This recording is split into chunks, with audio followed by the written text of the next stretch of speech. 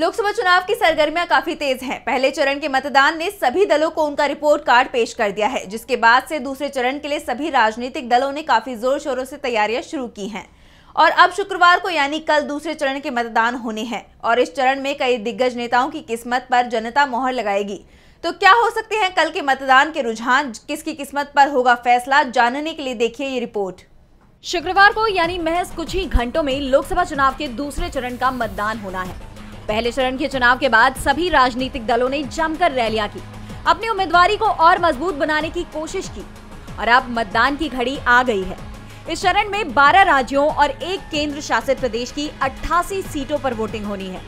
पहले इस फेज में 89 सीटों पर वोटिंग होनी थी, लेकिन मध्य प्रदेश की बैतूल सीट पर बीएसपी प्रत्याशी के निधन के बाद इस सीट पर चुनाव टाल दिए गए थे और यहां अब 7 मई को वोटिंग होगी।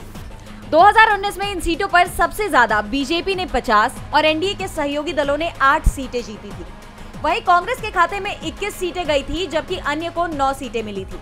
इस बार के मतदान में चुनाव आयोग के मुताबिक 1198 कैंडिडेट्स मैदान में हैं, जिनमें 1097 पुरुष और 100 महिला उम्मीदवार हैं, जबकि एक प्रत्याशी थर्ड जेंडर है। इस फेज की हॉट सीट की लिस्ट में केरल की वायनाड सीट, जिस पर कांग्रेस सांसद राहुल गांधी उम्मीदवार हैं, तिरुवनंतपुरम सीट पर कांग्रेस सांसद शशि थरूर, कोटा सीट से लोकसभा के स्पीकर व बीजेपी सांसद ओम बिरला, मेरठ से रामायण सीरियल के राम अरुण गोविल, मथुरा से हेमा मालिनी, बिहार की चर्चित पूर्णिया सीट पर बीमा भारती और पप्पू यादव शामिल हैं।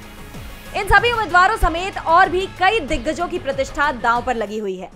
डीबी लाइव की रिपोर्ट।